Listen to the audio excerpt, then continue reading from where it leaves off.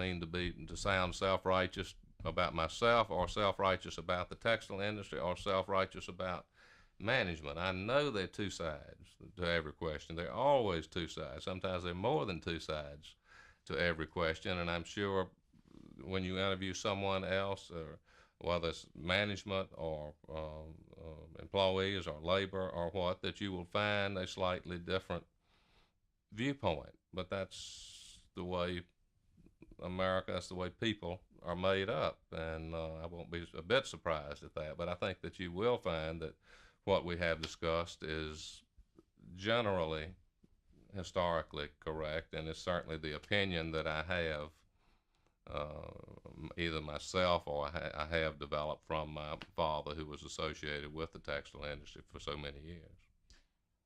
Do you have one last thing that you think that your father, that you could think of, in regards to your father and him setting up his mill village and Well, in what respect? Just in terms of I know you were telling me oh, before. I just know it was very exciting to him when he started. He'd graduated from Georgia Tech with a textile degree. That was a textile school in the South, and then he had decided to go to New England, to the New Bedford Textile Institute in New Bedford, which I think was part of the MIT, Massachusetts Institute of Technology, and it was the leading textile school in New England at that time. There was another one in Philadelphia that was equally as good, but no, he was. I mean, the textile industry of New England was riding high. It was at the zenith of its power, and there was extreme wealth and everything there. And of course, he was very impressed with it. And but he could see some weaknesses in the New England industry that had already developed, some cracks that were breaking in. That they had these tremendous old plants, but they hadn't been modernized in years. They were big, tremendous plants. The the employees were often different nationalities, four and five and six different nationalities. A lot of the orders in the mill had to be posted on the bulletin board in different languages, and so it was harder to deal with. And the mills in the South at this time were smaller. A lot of them were one story at that time rather than the multi stories. The machinery was newer, and even though they were smaller, that newer machinery could produce 50 or 60 or 70% more production than the same machinery in New England. And another thing he noticed while in New Bedford was that to cut costs, the New England mills were they were letting the machinery get older, but they were also maybe changing from combed yarn to carded yarn, which is produced cheaper. So the big difference between setting up a mill community in the South and one here was. Well, it was newer. It was newer. Their cost of production, and that goes back to the machinery, was able to produce a pound of yarn or a yard of cloth or a yard of knitted goods cheaper than the mills in New England could do for those various reasons. So yes, they were very profitable in the beginning, and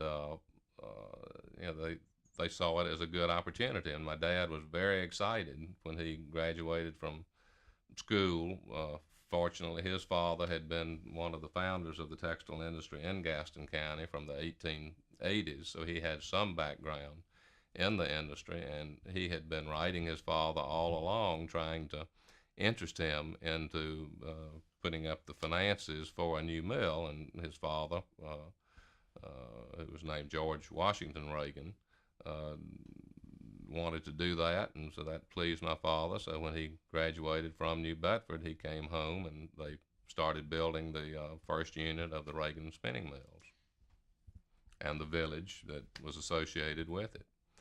And it was right interesting. The president of the New Bedford Textile Institute, was Dr. William Smith, came down as a consultant to Ragan Spinning Company to help them in the planning of the mill and the layout of the machinery and getting the yarn counts and deniers and whatever set up at that point. So they think that was a very good thing to do because he knew the industry so well. Great. I think we'll get that.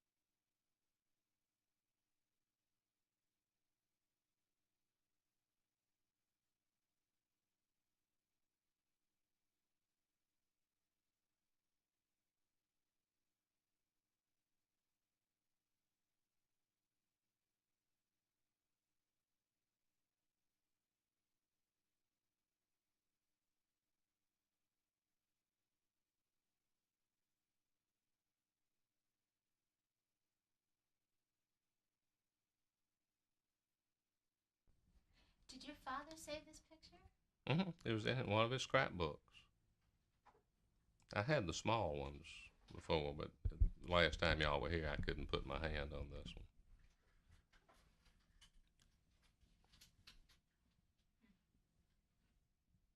Some people had scrap. I've been out looking today for an old timey scrapbook. Can't find them. May have to come to New York to find me a scrapbook. You know what I'm talking about on a scrapbook? The little black corners? Oh, forget that. You can't even find the black corners anymore.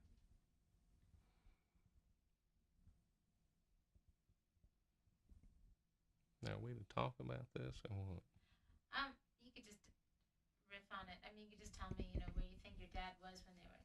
All right, this is a photograph taken by some of the news media that were there of the flying squadrons forcing their way into one of the doors at Ragan Spinning Company on the day after Labor Day, 1934. And I can't tell you exactly where Dad was, but there were some other platforms out in the foreground where he stood up and called out to the workers and finally found the leaders and got them to stop for a while and listen to some of the things he had to say.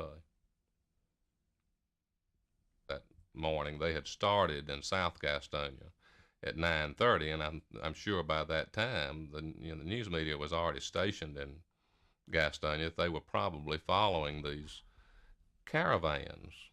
There were caravans of trucks and cars, and they had the private cars and trucks and everything, and they were just going up and down the roads to the various mills. So obviously the news media were, just like they are today. The we call them the camera, the camera 9 or whatever it is in Charlotte. They are on the scene just as soon as something happens. So it probably wasn't very unusual that they were there. And this was a big deal for your dad if he saved this picture. Oh, I'm sure. Did he write that on the back of it? No, I'd written that just where I'd remember the date and place and time. And did you could sort of put the picture not on your lap. Okay. Did your father you could just hold it with one hand. Okay. Did your father show this to you when you were a little kid or when you got older? When I got older, yeah. When I was interested in that type of thing, that he didn't push it on me. It was just something that I was always wanting to see, old things and things that happened in the past. So I was very interested in it. And fortunately, he had saved a lot of things like this that have helped me in some of my historical work. Well, it's helping us now too. So, and that's your dad right there. Yeah, this was one maybe closer to the time of the strike, but this was probably 1940. He and that's my father, Caldwell Ragan, and this was one of his yarn brokers from New England, Norman McCulloch. And I think that picture was taken on vacation in Montreat one summer. And it's pretty close to around the time. And I think it looks very much like he may have looked back during that time. He had dark hair then, so that's.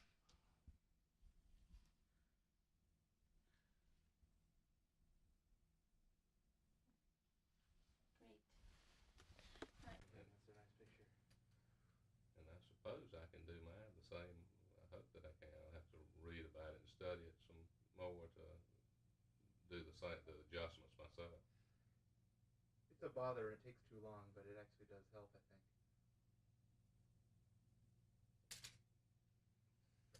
Oh, that must look good. Do you have his dad in the background? Yeah. Don't walk. Sorry, Mike. I'll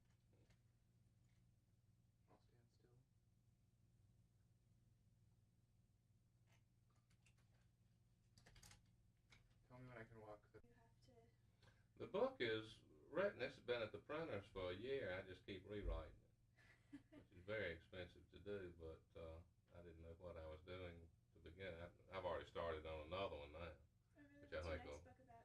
The first one took me 30 years. I think I can get the next one in What about was the 3 first years. one about? It's it's really about the family, but it's about the textile history. That would be good. So are you interviewing a bunch of other people for it? That's what I've been doing the last 30 years. Now I have the background material, and now it's just putting all the stuff together. Now it's the lonely part, right? The lonely part. Bringing it all out of your mind onto the paper. Oh, I think you turn those off. Where's the dog? We'll leave him alone. He's outside. Hold still. If we get him started, he'll. Hold still. Nice. Would it be helpful to move in closer? Done. Close ones already. No, I mean move the camera closer to the frame. It might be No, easier. it's just. Easier to. Oh, what? So you guys can walk? Oh, I'm not going to walk.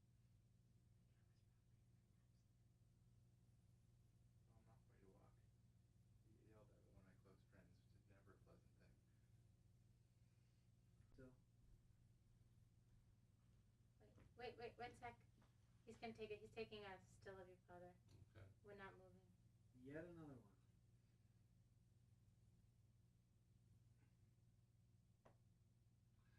The tones are in it. And he had that little flushed look in his cheeks that In real show life? up real good in the portrait. Well, I'm really glad you told me about Ragan. No, it's just one of those trivial things that you remember that you'll always remember.